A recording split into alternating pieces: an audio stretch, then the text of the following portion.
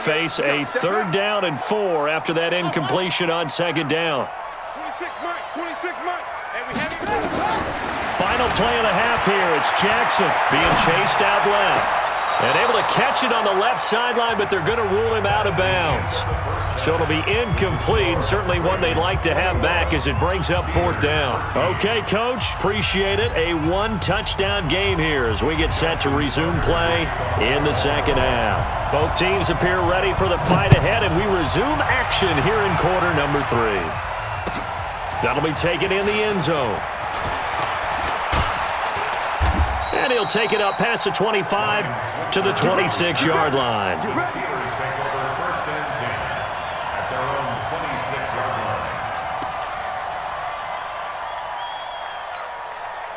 The Steeler offense here about ready for their next drive. They're down here, but very much in this game. What's the tonality of a coach's talk when a game is within striking distance like this at intermission? Typically, what they're doing is emphasizing the things that went well in the first half and wanting more of that. Sure, you've got to go over some of the errors and clean up some things because there's a reason you're down. But overall, I think they want to stay positive, stay up with this team. We're just starting the second half, and we've got the football. Let's go ahead and punch it in, and then we'll take it from there. See how that recipe works. That catch good for only a yard, and it'll be 3rd down. This defense tightening up a bit. That last catch just 1 yard, making it 3rd and 9. Now Roethlisberger. He's going to sling this deep downfield. And unable to connect, incomplete. Now give them credit. They took their shot, but it's going to bring up 4th down. You can tell they were hoping for a flag there offensively. Several on the sideline motioning, hey, why not a penalty? Why not a penalty? What did you see? Yeah, I think you've got to let them play, and the officials are instructed. If there's contact coming from both sides, no flag. Let them fight it out. And forces 4th down. It's a nifty return of 29 yards. And the Ravens, they'll take over. The Raven offense set at the line for this next drive. They have the lead here. Well, we talk a lot about pregame speeches. What are halftime speeches like? For the most part, not nearly as emotional. They're a lot more clinical. Every now and then, though, they'll get after you if they think they need to light a fire.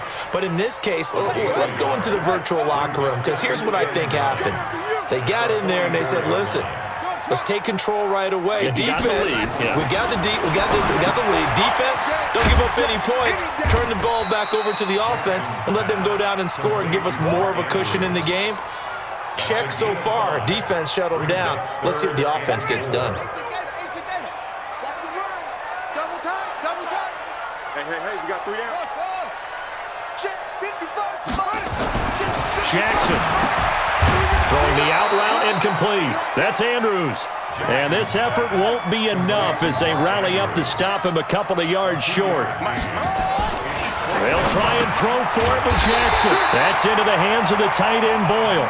And he has the 1st down yardage before they bring him down right at the 45.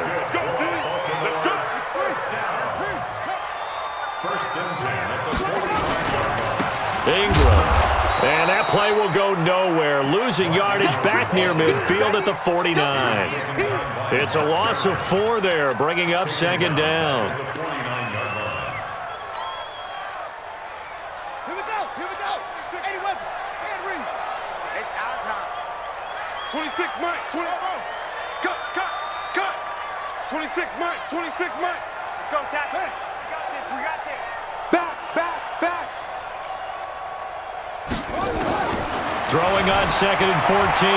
Jackson, he's going to take off with it. And he's going to be out of bounds, but not before he takes it inside the 40. A nice job of eluding the pressure there, scrambling for 11. Man, defensively, that hurts. They got him out of his rhythm. They had him hemmed in, but somehow he was able to tuck it away and get away for a gain. Jackson looking to throw on 3rd. Throwing the out route incomplete. That's Andrews.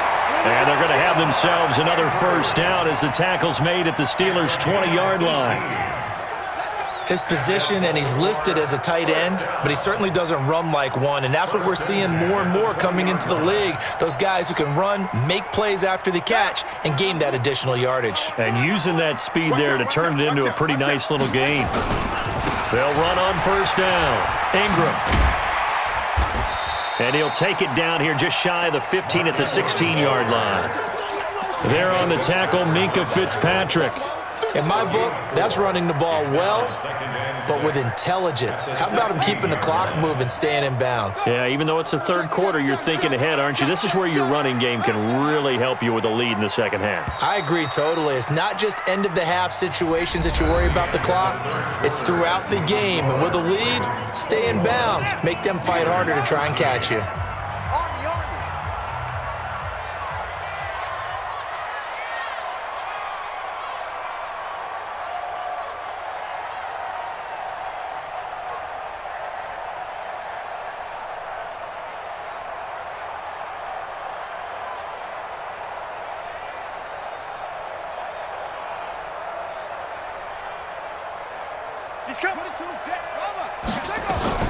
Ingram again. And now they're inside the 10 as he's brought down at the 9. 7 yards on the pickup there, and now they've got it first and goal. So first and goal, 6 points here would go a long way toward wrapping this one up. They'll run here with Ingram.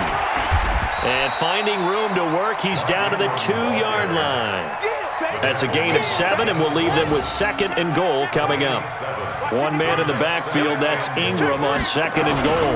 They get it to him running left. And maybe a measure of revenge there. He's had his way in this one, but this time they get him behind the line. That'll be a loss of a yard, and it leads to a third down. Well, they've been so good on third down all day long. Can they convert another here on third and goal? Throwing is Jackson. And this is caught. Touchdown, Baltimore. Mark Andrews there to make the grab as the Ravens push further out in front. No surprise there, third and goal down here. That's where they're going to look for their tight end. Yeah, you want that big guy running his routes because it doesn't matter who they cover him with. If it's another big guy, he might use his bulk against him. If it's a shorter defender, might go over the top. Either way, you tend to find a little bit of a mismatch in that area. And that'll carry over the back line of the end zone for a touchback.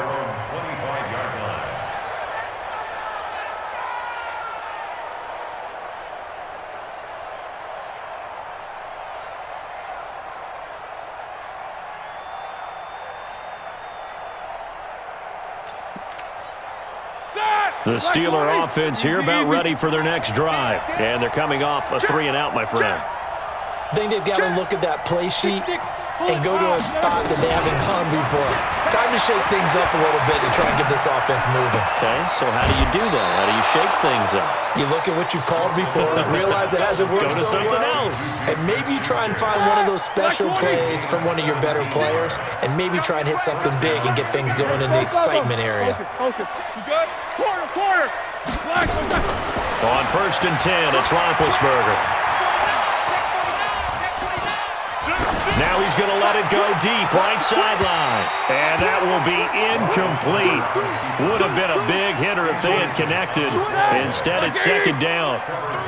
Ball on the 42 as they come up second and 10.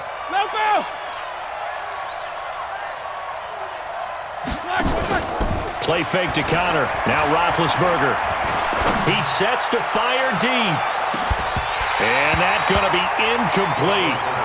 Good effort there, trying to take a shot, but it's third down. So back-to-back incompletions, and that has him staring at a 3rd and 10. Roethlisberger. Open man, Smith-Schuster, it's complete. Clock management, definitely critical here if they want to get back in this game. Absolutely agreed. They have to up the tempo in this case, down a couple of scores. Want to make sure they have a chance to win this ball game. Roethlisberger throwing complete to McDonald. That throw good for 4. It's second down. One thing I think that's safe to say defensively, the tackling's been really good. And because of that, it's been very, very hard for them to move the ball because you're not getting the benefits of run after catch. You're tackling them almost on the spot. That means you have to run extra plays, harder to move it. Throwing again on second down, but this time it's incomplete. So third down now. They need the 27-yard line for a first. Here's Roethlisberger. And he can't find a receiver, and he's brought down. Jalen Ferguson in there to take him down on what will take us to the 2-minute warning. And they're indeed going to go for it here on 4th down. So trailing here in the last quarter, let's see how this plays out. Now Roethlisberger to throw. And this is intercepted, and that should do it. Picked off by the Pro Bowler, Marcus Peters. And he'll take this all the way down inside the 40. Obviously disappointing, but you had to go for broke here, down 2 scores. So that forced you to make some throws you definitely wouldn't want to make. And I think this interception is going to pretty much write an end to this one. So from the 39 now, they'll come up on a 1st and 10. That's a what? 26 Mike, 26 Mike. Let's go one more. Check 13. Check. Now Ingram, he's been busy today. A gain of 3, 2nd down. What's the old expression, 3 yards in a cloud of dust? In this case, it's dust-covered pellets. It's no longer that old grass that we used to play on, right, and chew it up. Now we've got that artificial surface. You see the pellets go up. Still a nice play by the defense. From the 36, Jackson steps away. It's complete to Snead. And all the way in for a Ravens touchdown. Willie Snead. His second.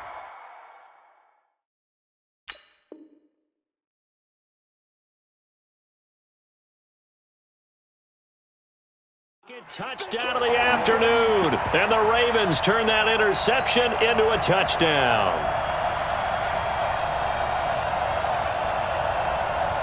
So the Ravens will keep the offense on the field as they're going to go for 2.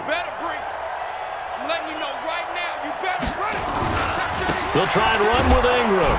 And he is not going to get in there. He stopped short of the goal line, and the lead is going to stay right where it is. Tucker now to kick it away following the touchdown. And they will not get a chance to return this one as it's through the end zone for a touchback. The Steeler offense here about ready for their next drive. They're down big here late. I don't know. You just one last drive here for pride. Some people like to do that. I remember playing for a guy once. We were down huge, and someone said, "Coach, what do you want to call?" He just waved a hand like, "Who cares? Let's get out of here and do something some other time." But some teams like to do something at the end to feel a little bit better as they continue to move forward. Yeah, probably just want to put this one behind them. Now the Steelers use the first of their 3 timeouts.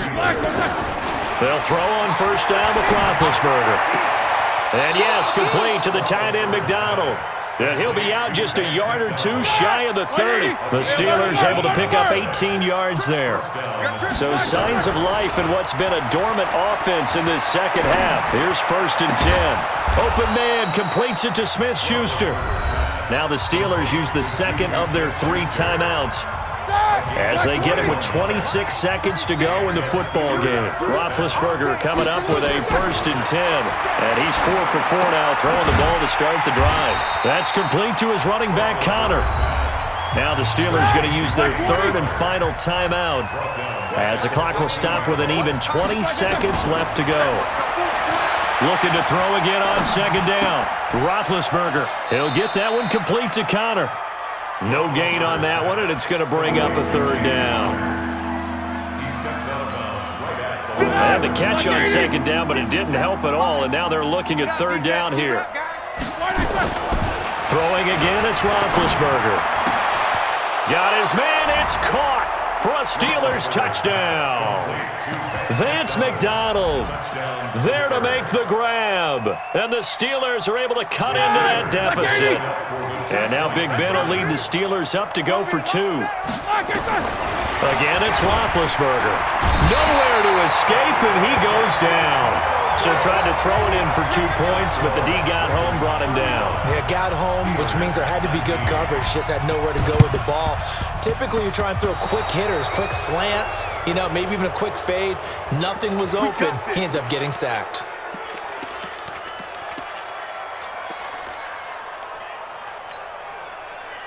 Baltimore with good starting field position as they come up 1st and 10 on their side of midfield at the 47. Mike, 55. Check. And despite the late lead, Jackson to throw.